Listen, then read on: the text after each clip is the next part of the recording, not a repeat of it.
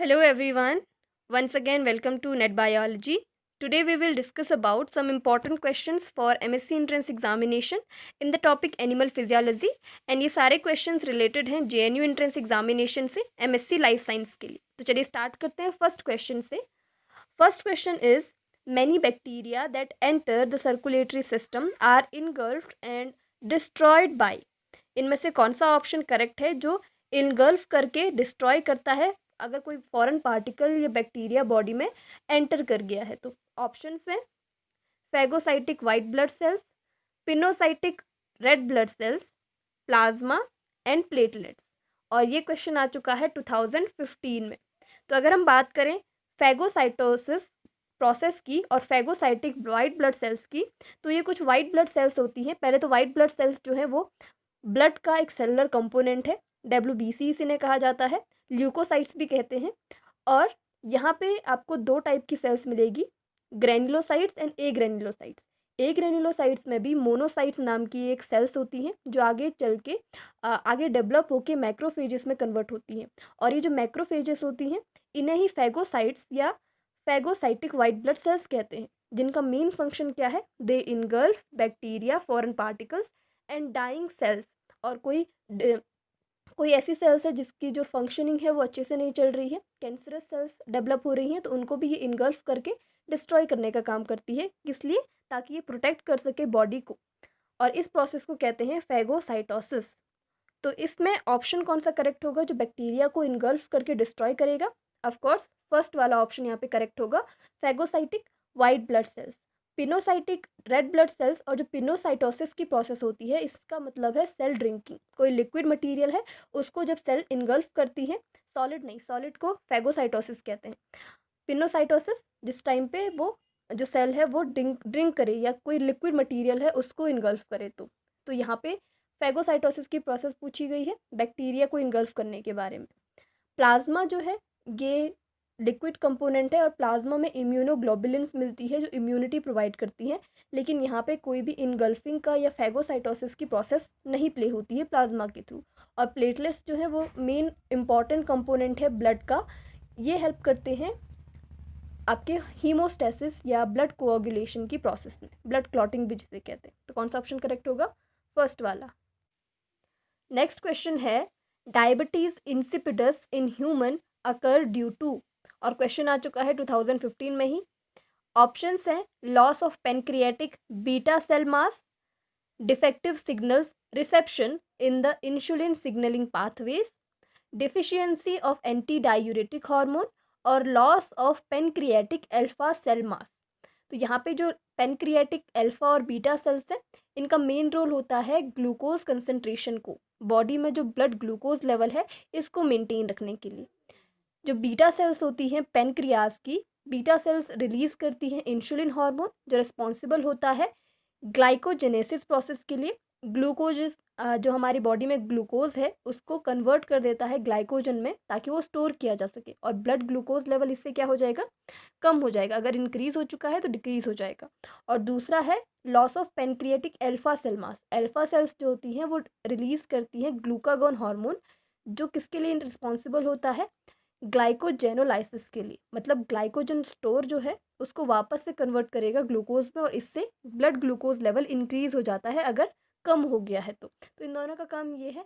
और यहाँ पे जो डायबिटीज़ है एक टाइप का डिसऑर्डर होता है, डायबिटीज़ इंसिपिडस और डायबिटीज़ मेलिटस. एक दूसरा टर्म होता है मेलिटस जिसमें जो इंसुलिन है इसका जो इंसुलिन का जो फंक्शनिंग है वो इस पर इफ़ेक्ट करता है. या तो इंसुलिन की कम मात्रा जो होगी वो सिक्रीट होगी या इंसुलिन जो प्रेजेंट है बॉडी में उसको बॉडी यूज़ नहीं कर पाएगी. ऐसी कंडीशंस इनको कहते हैं डायबिटीज़ मेलिटस. लेकिन यहाँ पे हमको इंसिपिडस पूछ रहा है और इंसिपिडस में इंसुलिन या ब्लड ग्लूकोज लेवल का कोई भी रिस्पॉन्स नहीं होता है, कोई भी इसमें इसका कोई मतलब नहीं है. जो डायबिटीज़ इंसिपिडस है वो क्या है?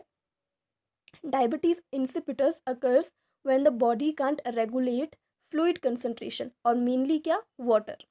Deficiency of hormone known as anti diuretic hormone जो पिट्यूटरी से रिलीज होता है. पोस्टीरियर रीजन जो पिट्यूटरी का है, एक एंटीरियर लोब होती है एक पोस्टीरियर लोब होती है.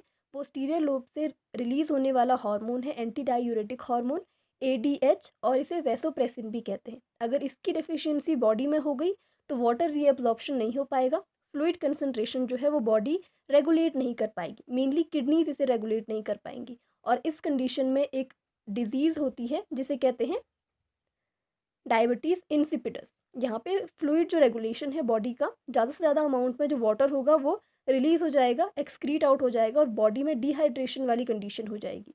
और इस कंडीशन को जब एंटी डायूरेटिक हार्मोन की डेफिशिएंसी हो या आपकी जो पिट्यूटरी है उसे सफिशिएंट अमाउंट में रिलीज ना कर रही हो, इस कंडीशन को कहते हैं इंसिपिडस, डायबिटीज़ इंसिपिडस। और कौन सा यहाँ पे ऑप्शन करेक्ट होगा? फर्स्ट वाला रिलेटेड है पेनक्रियाटिक हार्मोन से, दूसरा भी इंसुलिन से रिलेटेड है। यहाँ पे मेलिटस वाली प्रॉब्लम है, ठीक है, ये डायबिटीज़ मेलिटस कहते हैं उसको।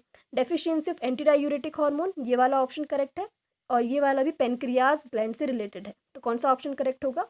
थर्ड वाला ऑप्शन, ठीक है। नेक्स्ट क्वेश्चन है, in human eyes the role of iris is to. यहाँ पे आइरिस जो होती है, आई की बात कर रहे हैं ह्यूमन आई में, वो किसके लिए रिस्पॉन्सिबल होती है या कौन सा फंक्शन प्ले करती है फॉलोइंग ऑप्शंस में से। और ये क्वेश्चन आ चुका है 2016 में।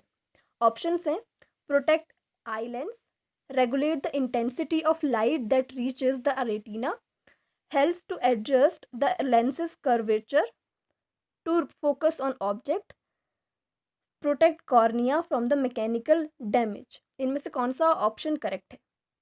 या तो वो लेंस को प्रोटेक्ट करने में हेल्प करती है, या तो वो लाइट इंटेंसिटी जो है उसको रेगुलेट करने में हेल्प करती है ताकि वो जब रेटिना पे पहुँचे तो उसकी इंटेंसिटी जो है वो सफिशियंट हो रेटिना के लिए।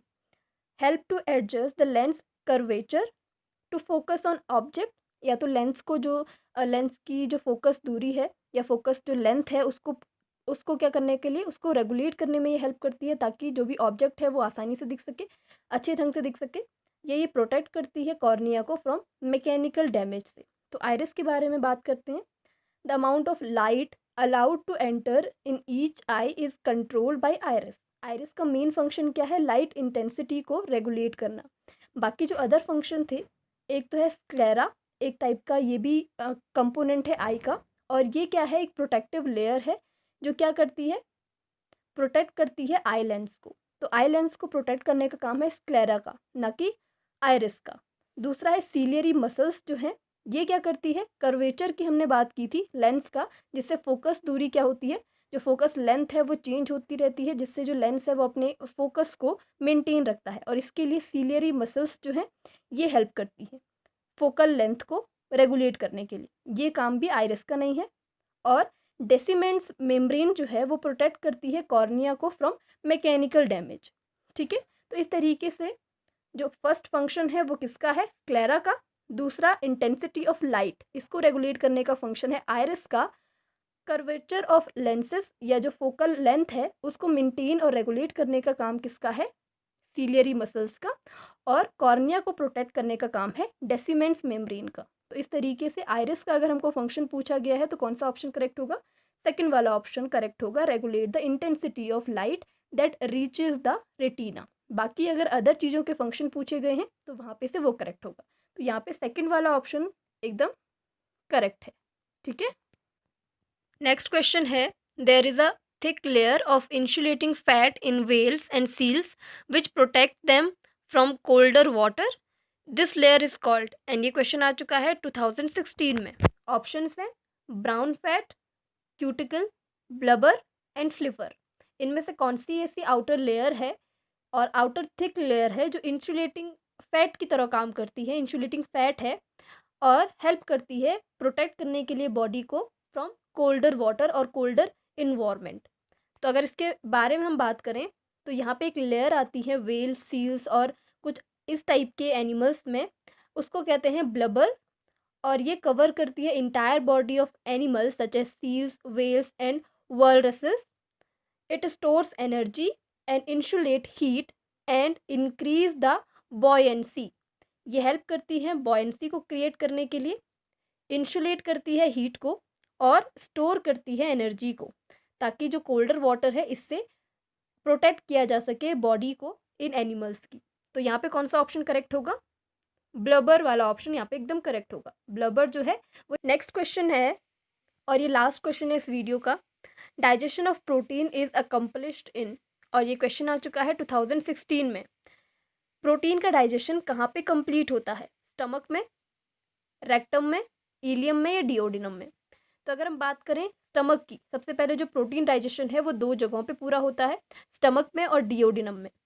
इन विच 3 मेन एंजाइम्स, पेप्सिन जो स्टमक से रिलीज होता है, ट्रिप्सिन एंड काइमोट्रिप्सिन जो पेनक्रियाज से रिलीज होकर डिओडिनम में काम करता है, ये क्या करते हैं? प्रोटीन डाइजेशन में हेल्प करते हैं। हमको पूछ रहे हैं कि कहाँ पे कंप्लीट होता है। तो अगर हम बात करें पहले स्टमक की, स्टमक में से पेप्सिन जो रिलीज होता है वो प्रोटीन को कुछ सिंपलर फॉर्म में तोड़ता है, और सिंपलेस्ट फॉर्म इसकी क्या है? Amino acid. जहाँ पे ये अमाइनो एसिड में कन्वर्ट होगा वहाँ पे इसका डाइजेशन कंप्लीट होगा, और उसके बाद अमाइनो एसिड्स को एब्जॉर्ब कर दिया जाएगा बाय द इलियम। इलियम में विलाई होते हैं, उनसे ये एब्जॉर्ब कर दिया जाता है, वहाँ पे एब्जॉर्प्शन होता है। तो अगर हम बात करें स्टमक की, तो स्टमक में केवल और केवल प्रोटीन को सिंपलर फॉर्म में तोड़ा जाता है, प्रोटीन से प्रोटीओसिस और पेप्टॉन्स में कन्वर्ट किया जाता है बाय द पेप्सिन एंजाइम। और उसके बाद जो ट्रिप्सिन एंड काइमोट्रिप्सिन पेनक्रियाज से रिलीज होते हैं और डिओडिनम में आते हैं, डिओडिनम में प्रोटीन को अमाइनो एसिड्स और पॉलीपेप्टाइड चेन, इसकी सबसे सिंपलेस्ट फॉर्म में कन्वर्ट कर दिया जाता है, और उसके बाद इलियम में जाके ये एब्जॉर्ब हो जाता है। तो कहाँ पे प्रोटीन पूरी तरह से डाइजेस्ट हो रहा है? अमाइनो एसिड में कन्वर्ट हो रहा है, डिओडिनम वाले पोर्शन में। तो कौन सा ऑप्शन यहाँ पे करेक्ट होगा? फोर्थ वाला, डिओडिनम। ठीक है, तो इस तरीके से हमने कुछ इंपॉर्टेंट क्वेश्चंस के बारे में डिस्कस किया। नेक्स्ट वीडियो में कुछ और इंपॉर्टेंट क्वेश्चंस के बारे में डिस्कस करेंगे। तब तक थैंक यू सो मच।